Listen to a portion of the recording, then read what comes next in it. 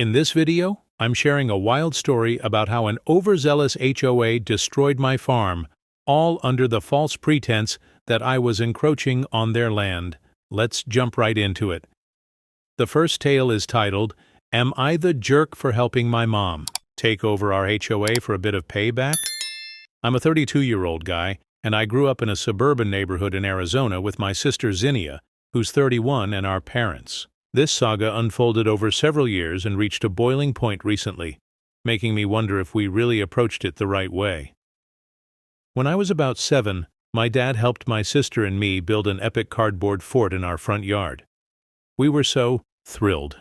It felt like our very own castle.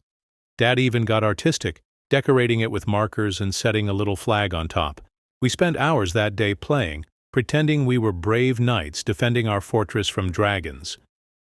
Eventually, dinner lured us away, and we left the fort standing overnight.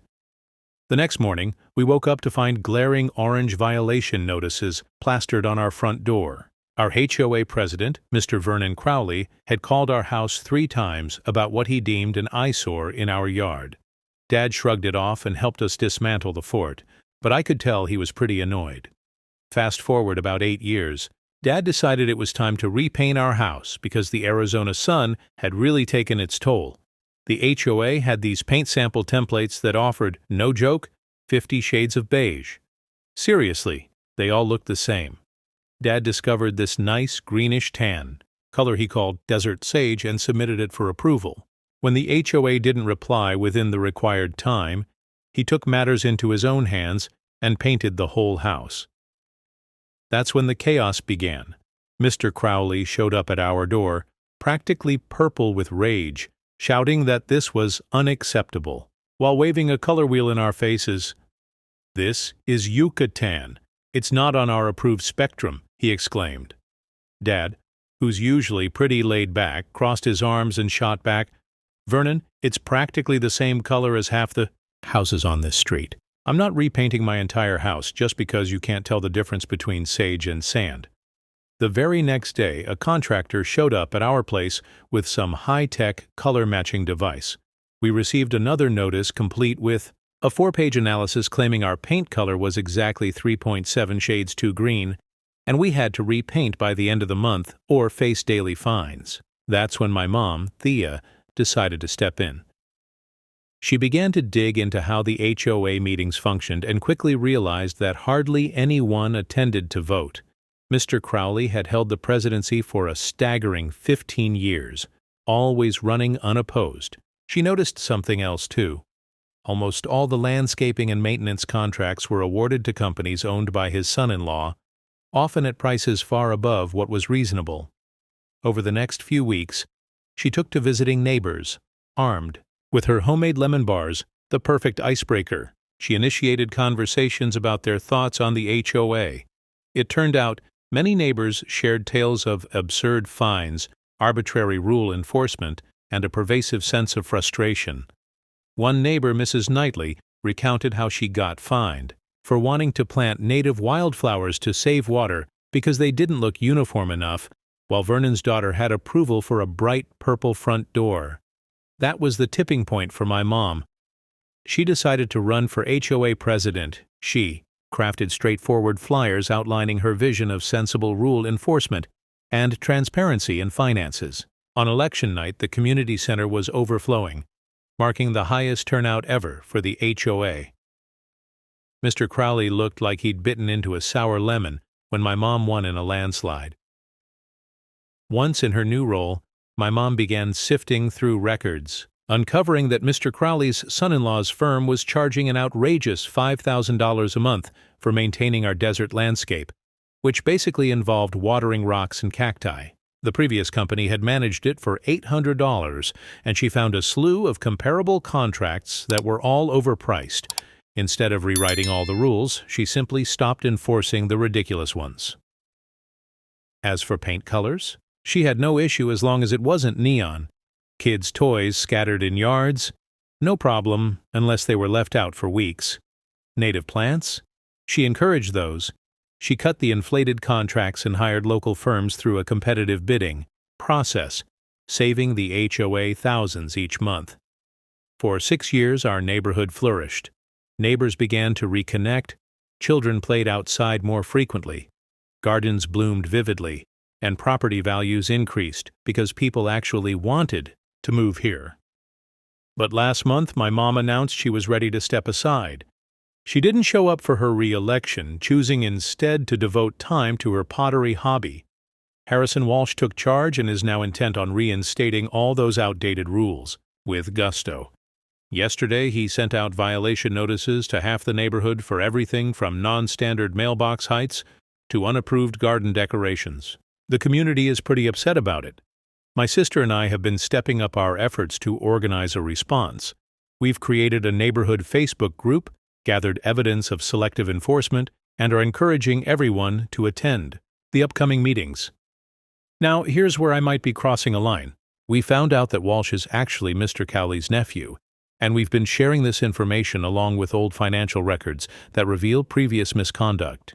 Essentially, we're trying to instigate another election using a clause my mom discovered years ago about a vote of no confidence.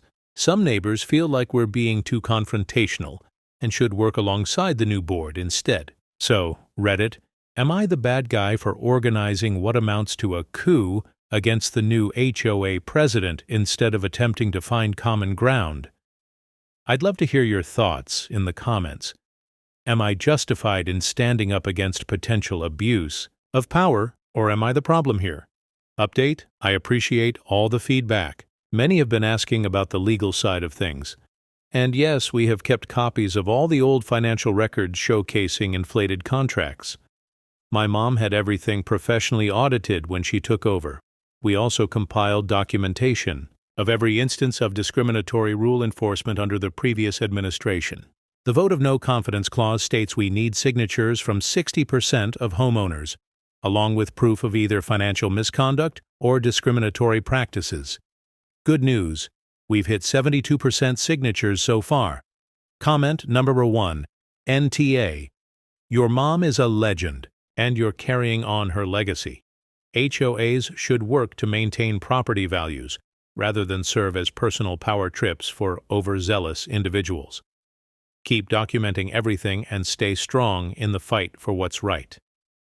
Comment number 2, NTA. I'm also from Arizona, and I can relate. The paint color drama is a classic power grab. Our HOA tried something similar. People need to understand that tiny differences in beige paint aren't going to bring down the neighborhood.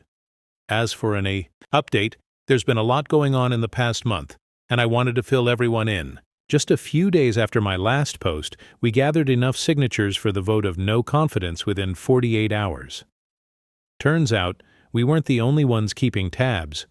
Our neighbor, Mrs. Knightley, who's keen on planting wildflowers, has been meticulously keeping track of every instance of selective enforcement for the last 10 years. As a retired paralegal, she's got everything neatly organized in spreadsheets, complete with dates, photos, and copies of relevant notices. The emergency HOA meeting to discuss the vote of no confidence was quite an event. Over 200 people attended, prompting a move from the community center to the high school gymnasium. Harrison Walsh showed up with a lawyer, clearly caught off guard. My sister Cinia, who works in corporate communications, prepared a PowerPoint presentation that showcased side-by-side comparisons of various violations and how they were handled differently. For example, while Walsh cited 3 families for creating unapproved landscaping with native desert flowers, he had approved his friend's artificial turf installation without any serious review. The real shocker came when my mother's former accountant, whom we had hired to scrutinize the current financials, presented his findings. Remember those landscaping contracts I mentioned? It turns out Mr. Walsh had signed new contracts with his uncles, the previous president's company, at rates that were double what they used to be. We're talking $10,000 a month just to water rocks. The accountant also discovered that Walsh had initiated an emergency maintenance fund, transferring nearly $50,000 into it without any approval from the board. Walsh's lawyer attempted to dismiss the vote of no confidence, arguing that some signatures on our online petition were electronic, and therefore invalid. That's when Mrs. Knightley rose to address the issue, quoting the specific section of Arizona law that permits electronic signatures in HOA matters. She also highlighted that Walsh's own election might be questioned because he hadn't disclosed his familial ties to the former president, a requirement according to our bylaws. And the best part? Walsh tried to play innocent, claiming he wasn't aware of the connection between his chosen company and the former president. That's when my sister played a recording from a neighborhood barbecue just 2 weeks prior, where Walsh was introducing the man as "My dear Uncle Vernon." Arizona law permits this kind of recording since it was done in a public space. The vote resulted in an overwhelming 192-15 in favor of removing Walsh. But just wait, there's more to come. Instead of simply replacing him, we decided to hold an emergency election for the entire board. My mom wasn't interested in running. Again, she's been really focused on her pottery hobby lately. In fact, she's even started selling her pieces on Etsy. However, she did help us put together a strong slate of candidates, all of whom won by impressive margins. The first actions taken by the new board were significant. They immediately canceled all contracts with Walsh and Crowley's related companies. Next, they hired an independent auditor to trace the missing emergency fund money. They also established an online system requiring that any violations be photographed, documented, and reviewed by at least 2 board members before sending out notices. Additionally, they created an appeals process for violations and initiated a complete review of all HOA rules with input from homeowners. And here's the truly gratifying part. The auditor discovered that Walsh had already misused some of that emergency fund money. He had hired a consulting firm, owned by his cousin, surprise, surprise, for $15,000 to assess HOA efficiency. The new board is now pursuing legal action to recover those funds. Mrs. Knightley believes we have a strong case for civil fraud. Walsh and Crowley have been firing off angry emails threatening to sue everyone for defamation. Mrs. Knightley's response was fantastic. Truth is an absolute defense against defamation. We welcome the discovery process.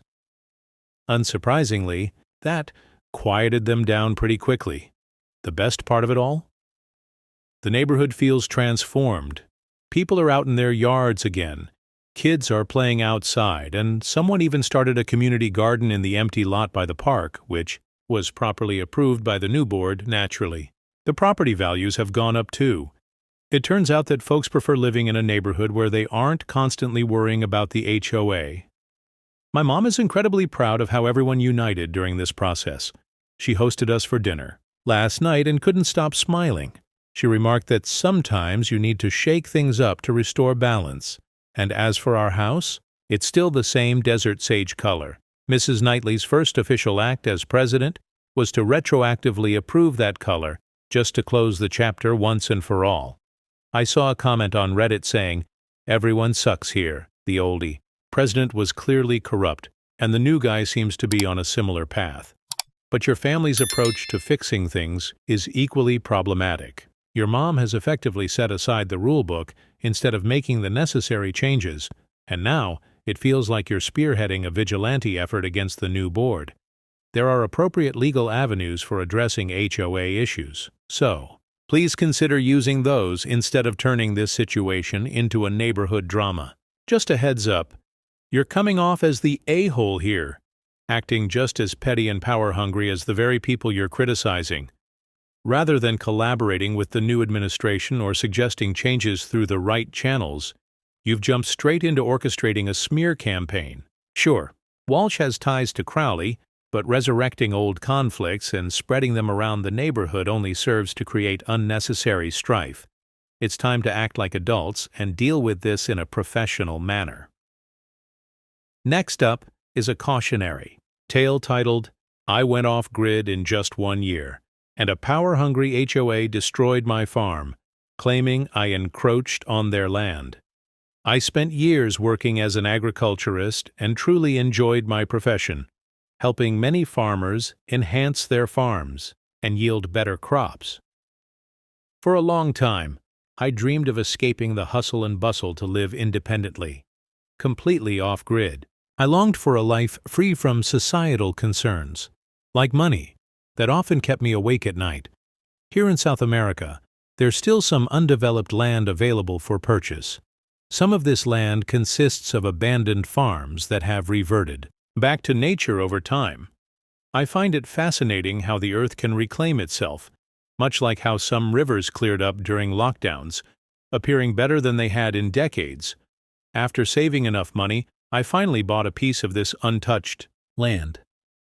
It was pristine and beautiful, and I was excited to start crafting my own life there. A key piece of advice for anyone considering an off-grid lifestyle is to connect with your local government to ensure your plans align with regulations.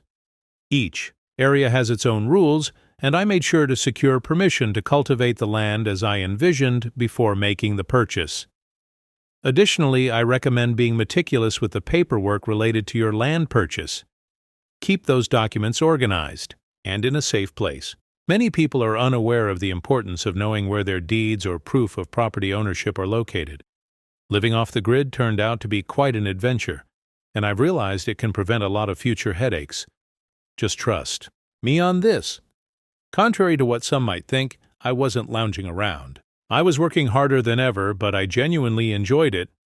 I started by planting my own crops for food and set up a rainwater collection system that I could boil later to ensure I had clean drinking water. With some extra cash on hand, I built proper shelters and got a few animals to take care of as well. I knew that if I looked after them, they'd provide me with milk and eggs, making my independent lifestyle even more sustainable. After approximately a year of hard work, I finally established a routine that kept things running smoothly. The only thing I couldn't produce myself was animal feed, so I decided to trade my crops for it. Sure, I could have made the feed on my own, but it was just me managing everything. Trading crops gave me the ability to live independently and thrive in my own way. My nearest neighbor was a farmer 3 miles west, while 8 miles east lay a gated community filled with wealthy folks. They seemed to waste resources like food and money without a second thought. I was relieved to be a good distance away, hoping they'd leave me to my peaceful existence. That peace didn't last when an HOA formed within the community. They decided to pay me a visit, and I thought they might want to see the farm or inquire about fresh produce. Instead, they came over criticizing me and complaining about the smell of my land. The odor they referred to came from my cows. Sure, they can have a strong scent, but they were the ones who intruded on my property. It's like someone barging into your bathroom uninvited and then acting offended by the smell. Just a bit ridiculous, right? Their comments didn't stop there. They openly criticized my choice to live a supposedly outdated lifestyle, suggesting that there was something wrong with me for being off-grid and alone. One even joked about me potentially being a serial killer hiding from cops. I made it clear that I heard them and didn't appreciate their disrespectful remarks. I appreciate you coming down to discuss the land in question. However, I must clarify that I am not interested in selling it. Regarding the HOA's concerns, it seems there may be some misunderstandings. A significant part of your claims pertains to areas that are within HOA jurisdiction, and we would like to resolve this matter amicably. As for the claims about encroachment, I assure you that I am well within my property boundaries. Furthermore, the distance of your residences indicates that this issue might be more perception than reality. You presented an old map that was difficult to interpret, appearing to be several centuries old. While interesting, the boundaries depicted seem inconsistent with more recent delineations. It's essential for all parties involved to rely on accurate and current mapping. As for your assertion regarding ownership, I would encourage you to provide modern documentation if you wish to substantiate your claims. I know the details of the land I purchased, and I am confident in my rights. You requested proof of ownership by next week. I will gladly present my paperwork at a meeting to clarify my position regarding the land. In our previous conversation, I felt my documentation was dismissed without consideration. The president of the HOA insisted that my paperwork was fraudulent and echoed concerns about potential safety issues with neighborhood children. I believe it's essential to focus on individual responsibilities regarding children's activities rather than attributing blame to my land ownership. I was in the process of finding a lawyer, anticipating a lawsuit against me. You might wonder how I could afford legal help. Well, I had set aside funds that my family didn't touch, specifically for emergencies like this. I didn't invest all my money in the property, leaving something for a rainy day. A year later, that money was still intact, and I began researching potential lawyers who could assist me if the lawsuit proceeded. I was confident that the land was mine, and not theirs, and I suspected they understood that too. It felt like an attempt to intimidate me into abandoning my property so they could scoop it up for free. Instead of going the legal route, the HOA opted to hire a bulldozer and arrived to demolish the section of land they falsely claimed rights to. They destroyed nearly half of my fields and my water collection system. I suppose they didn't count on me having a camera to document their actions. So I decided to take a stand and sue them for the damage done to my land. What I truly needed was police intervention to arrest them for their actions. It took drawing attention from the local news and media to get the police to take action. In court, the HOA tried to argue that they hadn't damaged my land because, according to them, it didn't belong to me. They even presented a poorly drawn map as evidence. My meticulously organized documents held far more weight, especially considering the actual distance between my property and their development. Nobody in the courtroom could fathom the idea that the HOA actually believed I was encroaching on their land instead of tending to my own. I had a witness, too, the farmer who sold me feed, who confirmed that I owned the land and that the community had no involvement in our area. Essentially, there were just his property, mine 3 miles away, and then an expanse of emptiness spanning 8 miles before reaching their development. The court ruled in my favor, acknowledging that it was indeed my land and that the HOA knowingly destroyed it without even checking with local government authorities to confirm ownership. In the end, the HOA was forced to compensate me for the damages. They complained that I didn't need the money since I lived off the grid. This argument didn't hold up in court. They were still required to pay me regardless of whether I chose to use it or not. They were in hot water with the government over their illegal activities, but honestly, I have no idea if they ended up in jail, and I'm not bothered enough to find out. What I do know is that I used some of that money to fix my farm after their mess. This time, I made sure to buy materials to build barriers around my fields, hoping to make it tougher for anyone else to pull a stunt like that. I always knew living off the grid would be a challenge, but I expected issues like a leaky roof or chickens escaping, not the kind of chaos I moved away from in the first place. There's no stopping the wealthy from living in their fancy gated communities, but I can insist on being left alone. After that wild first year, though, things started to calm down and actually got easier for me. I really enjoy being disconnected from the hustle of society and focusing on meeting my basic needs. I hope the Homeowners Association is the only real issue I have out here for the long haul. Before we wrap up, let me share a funny story from r/malicious compliance. It's about something that happened years ago while I was working at Taco Bell, involving a rather unpleasant customer request. For those who don't know, Taco Bell asks for your name when you order, so they can call it out when your food is ready. One day, a guy in his 40s wearing camo decided to take advantage of this. When the cashier asked for his name, he replied, "Daddy." Not exactly ideal, especially since the cashier was just a young girl, probably not even 18. She ran to get the shift lead, Kevin, not his real name, who definitely didn't fit the macho stereotype. Living in the Midwest, I can assure you he'd faced his fair share of slurs long before he openly showed affection to another guy. I wasn't there for this part, but I've heard that his response to the creep's antics was likened to giving a needle to a kid in a balloon shop. When the food was ready, Kevin went up to the counter and just called out, "Daddy," in the most exaggerated tone you can imagine. Some people froze, others started whispering, and the entire crew was stifling their laughter. The guy just marched up, collected his food, and walked out without a word. Thanks for sticking around to the end of my story. I'll see you tomorrow, and don't forget to hit that subscribe button. Thank you so much.